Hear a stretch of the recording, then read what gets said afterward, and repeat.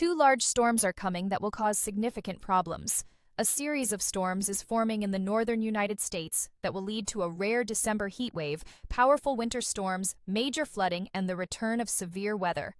I'll break down exactly what you need to know about these two different storms impacting the United States. As temperatures surge northward, a sharp clash between warm and cold air will set up across the entire northern United States. This creates a prime environment for a powerful winter storm from coast to coast. Heavy snow, strong winds, and poor road conditions could make travel dangerous, especially as conditions change quickly in a short period of time. Farther south, that same surge of warmth will pull unseasonably moist air northward, increasing instability across the Ohio Valley and Dixie Alley. This opens the door for a low-end severe weather setup with the potential for spin-up tornadoes. At the same time, the jet stream is flattening out, allowing for a strong atmospheric river to lock in over the Pacific Northwest. Prolonged heavy rain at lower elevations combined with significant mountain snow will elevate flooding concerns, especially in areas that have already seen recent rainfall. Let me explain the weather pattern impacting us over the next 7 days. It all revolves around our jet stream. Right now, we have a big dip in our jet stream forming over the Pacific Northwest.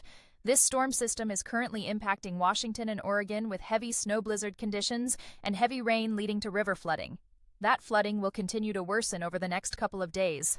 But as we go into Thursday and Friday, a large storm is going to form in the northern plains. This storm is going to bring a boatload of things, including heavy snowfall that could lead to blizzard conditions, even the return of severe weather, much warmer weather for parts of the country, and another shot of Arctic air over in the northern tier of the country. Just a bunch of different weather is going to come from this as we go into Wednesday and Thursday. On top of all this, very high winds for many of you are going to be experienced across the northern plains and the Midwest. As we go into Friday and Saturday, that jet stream dip will move across the Ohio Valley. A strong cold front will push across the mid-Atlantic on Friday. Temperatures will drop behind this storm, but briefly because as we go into the weekend, our jet stream flattens again. It becomes very zonal, which means continued moisture from the Pacific, dumping more rain along the west coast, possibly including areas further south in California. Keep an eye on that next weekend. Eventually, as we go into early next week, right before Christmas, things get a bit more uncertain. But Christmas could be very interesting when it comes to our temperatures because we could see a huge rise in our jet stream across the central and southern U.S., which may lead to what we call torch conditions, which I'll talk more about in just a moment. Now let me put this into more simplistic terms by walking through what's happening day by day. We'll begin with what is happening today. It is a complete mess right now over in the Pacific Northwest. We have snow, we have rain, we have high winds. Basically, an entire monster storm system has formed up here, and this is causing the threat of flooding right now, and also even blizzard conditions in the higher elevations. Major travel impacts are expected, especially in those higher elevations throughout the daytime today. As we go to late tonight, this low-pressure system is going to make its way across the northern Rockies. It's going to be a very intense storm system, which means if you are somebody that gets headaches because of pressure drops, that is going to be a very common occurrence tomorrow in the Midwest and the northern plains. Our pressure is going to go from around 1,020 millibars in areas like Michigan and Wisconsin down to around 980 millibars late Thursday. This is going to be a pretty intense low-pressure system. The biggest story with this storm as it makes its way past the Rockies on Thursday is the threat of heavy snowfall and maybe even blizzard conditions in far northern Minnesota and North Dakota on Thursday. Any remaining snow on the ground could also cause blizzard-like conditions from how high the winds are going to be across parts of the Midwest, including Iowa, and even over in South Dakota and Wisconsin. But that's not all, because we even have a threat of strong to severe storms on Thursday over in the Ohio Valley. The biggest concern will be a line of thunderstorms that'll produce the threat of damaging winds up to 60 miles per hour. It should remain an isolated risk, but I would also not rule out an isolated tornado somewhere in that line. If a tornado were to happen, it would be very weak. It's not a very favorable environment for tornadoes, generally speaking. But we will have thunderstorms out there from Ohio back into Tennessee throughout the daytime on Thursday. Snow will continue as we go into Thursday evening over in Wisconsin and Minnesota. If you're in Minneapolis, if you're over in Wausau, those are areas that could see some light snowfall, but we're not expecting much accumulation out of that. Then Friday, we are going to be talking about a very big mess across New England, with plenty of moderate to heavy rainfall across all of New England throughout the late morning and early afternoon on Friday. Then a little bit of snow on the backside of that. While all that's happening, we're going to have another intense shot of heavy rain and snow in the Pacific Northwest Thursday night into early Friday. This is going to cause even more problems when it comes to flooding and also landslides. Once we go into late Friday and Saturday, the remnants of that storm system will make their way into southern Canada in areas like Saskatchewan where light snow is on the table. Eventually, by the weekend and early next week, we will continue to have a very active weather pattern in the Pacific Northwest. East of the Rockies, it's going to be fairly quiet. We don't have any big storm systems on the horizon right before Christmas. Then a preview to what's going to happen on Christmas Day. Again, this is where things get a bit more uncertain. The GFS model has been showing at least some signs of some wintry weather in areas like the Northeast or even the upper Midwest. This is something to keep an eye on, but again, we don't really know if this is going to happen quite yet. The other thing would be over on the West Coast in areas like California and Nevada, where we could have a storm system that could bring some heavy rainfall. Generally speaking, right now, Christmas is a little uncertain what's going to happen, but the temperature trend is very interesting, and I'm going to show you that in just a moment. Now, with these storms that are upcoming, let me talk about the specifics. I want to begin with the snowfall potential over in the northern plains. Generally speaking, this is not going to be a major winter storm, but if you're in North Dakota, Minnesota, or northern Wisconsin, a widespread coating to upwards of 6 to 7 inches of snow is on the table. With that said, we're going to have very high winds throughout the day Thursday. Blizzard conditions are definitely on the table even with this relatively small amount of snowfall. If you're one of those people that has an inflatable snowman in your yard, you want to make sure that that thing is tied down, because as we go into late tonight into early Thursday, we are expecting extremely high winds all across the central and northern plains. A widespread swath of 40 to 70 mile-per-hour winds is expected across the Dakotas, Minnesota, and Nebraska. It will continue Thursday afternoon across Iowa, Missouri, Kansas, even into Oklahoma and Arkansas, where we aren't really expecting much in the way of showers or thunderstorms.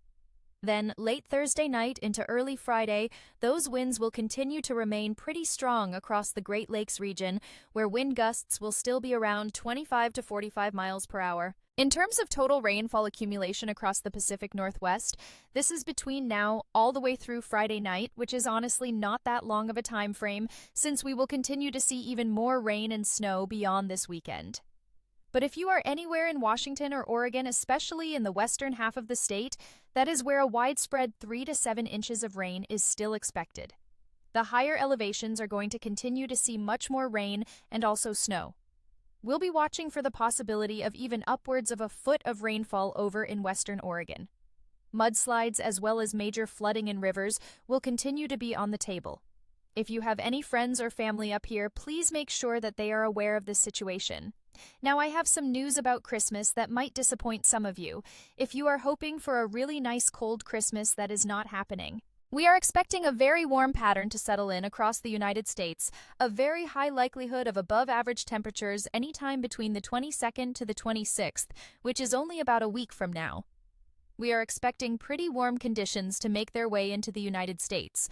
Right now, we have above-average temperatures dominating most of the country, but we will see a shot of Arctic air as we go into late Thursday and Friday across the Midwest Ohio Valley and the Great Lakes.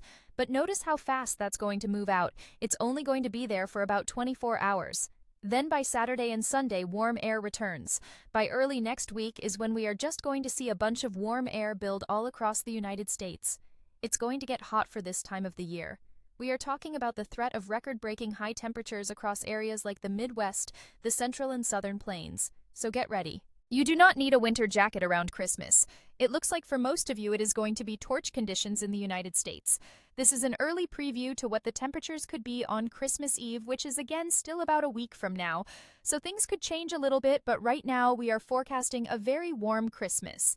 Areas just south of Chicago could see temperatures in the 60s and 70s.